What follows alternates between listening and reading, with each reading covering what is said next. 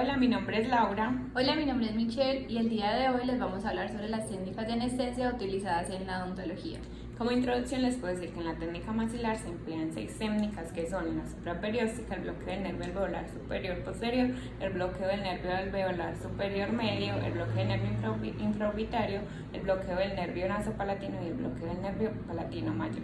Y en las técnicas mandibulares tenemos 4 que son el bloqueo del nervio alveolar inferior, el bloqueo del nervio bucal, el incisivo y el mentoniano. Bueno, para comenzar ponemos los dedos índice y medio en la empuñadura y el dedo pulgar en el anillo para el dedo pulgar. La jeringa se pone con la cámara hacia arriba, ahí introducimos el cárpul con el capuchón de aluminio hacia el adaptador y el émbolo de goma hacia el arpón. Así para poder enroscarlo y darle una estabilidad. Nos aseguramos de que quede bien enroscado para poder hacer una aspiración. Después de tener la jeringa armada, para poner la aguja nos aseguramos de que el empaque esté totalmente sellado y lo giramos para abrirlo. Esa parte pequeña se pone en el adaptador de la aguja, penetrando el cartucho de anestesia. Ahí se enrosca para la estabilidad. Técnica del palatino mayor. En esta vamos a emplear una aguja corta de calibre 27G. Los puntos de referencia van a ser el agujero palatino mayor y la unión de la apófisis alveolar maxilar. El agujero lo vamos a localizar en la porción distal del segundo molar, 1 centímetro hacia la línea media. Vamos a ingresar 5 milímetros. Vamos a aplicar 0,45 mililitros o hasta que el tejido se vea isquémico y retiramos lentamente. Seguimos con la técnica nasopalatina. En esta vamos a emplear una aguja corta de calibre 27. Nos vamos a ubicar por los incisivos centrales y la papila incisiva. Vamos a ingresar 5 milímetros con un ángulo de 45 hacia la papila incisiva. La orientación del bisel debe ser hacia los tejidos blandos del paladar. Vamos a aplicar 0,45 mililitros o hasta que veamos el tejido isquémico. Seguimos con la técnica del bloqueo del nervio bucal. Vamos a emplear una aguja larga de calibre 25G. Los puntos de referencia son los molares mandibulares y el pliegue mucobucal. La orientación del bisel de la aguja es hacia el hueso durante la inyección. Introduzca la aguja en la mucosa distal y bucal al último molar. Avance la aguja despacio hasta contactar suavemente con el mucoperiosto.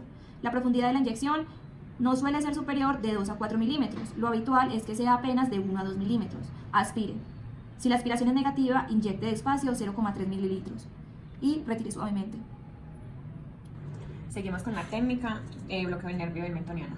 Para esta técnica se emplea una aguja corta de calibre 27. Los puntos de referencia son los premolares mandibulares y el pliegue mucobucal. Para el punto de inyección tenemos que se inyecta en el pliegue mucobucal a la altura del agujero mentoniano y la orientación del bisel va hacia el hueso durante toda la inyección. Avance la aguja despacio hasta alcanzar el agujero. La aguja se encuentra a una profundidad de 5 a 6 milímetros. Aspire y si la aspiración es negativa, inyecte despacio 0,6 milímetros. Retire la aguja despacio. Seguiremos con el bloqueo del nervio incisivo. Para este emplearemos una aguja corta de calibre 27. El punto de referencia son los premolares mandibulares y el pliegue mucobucal. El punto de inyección es el pliegue mucobucal a la altura del agujero mentoniano con una angulación de 45 grados. Coloque el bisel con orientación hacia el hueso durante toda la inyección. Avance la aguja despacio hasta alcanzar el agujero. La aguja se encuentra a una profundidad de 5 a 6 milímetros. Aspire y si la aspiración es negativa, inyecte despacio 0,6 milímetros. Retire la jeringa despacio. Ahora te explicaremos la técnica del bloqueo del nervio infraorbitario. Utilizaremos una aguja larga de calibre 25G. Los puntos de referencia son la escotadura infraorbitaria, el agujero infraorbitario y el pliegue mucobucal. Palpe la escotadura infraorbitaria, desplace el dedo hacia abajo y ahí sentirá una concavidad. Ese es el agujero. Introduzca la aguja en el pliegue mucobucal encima del primer premolar, paralela al eje de la pieza dentaria, con el bisel hacia el hueso. Contacte suavemente hueso a una profundidad de 16 milímetros. Aspire. Inyecte 0,9 mililitros con una presión en el punto de inyección. 1 minuto. Retire lentamente la aguja. La técnica del bloqueo del nervio alveolar superior posterior. En esta empleamos una aguja corta de calibre 27G. En el paciente, la mandíbula se tira hacia el lado de la inyección. Como puntos de inyección tenemos que es el pliegue mucobucal encima del segundo molar superior. Ahí se avanza lentamente la aguja con un movimiento arriba, adentro, atrás, con una profundidad de 16 milímetros. Si aspira, deposito 0,9 milímetros de la solución anestésica, retiro lentamente la aguja. Finalizamos con la técnica del alveolar inferior. Empleamos una aguja larga de 25G. El punto de inyección va a ser guiado por la escotadura coronoidea, que la ubicamos acá, y el rape pterigomandibular. El punto de inyección va a ser la mucosa de la cara medial lingual de la rama mandibular, en la unión de las dos líneas, una horizontal que va a representar la altura de la introducción de la aguja y una vertical que va a representar el plano anteroposterior de esta misma.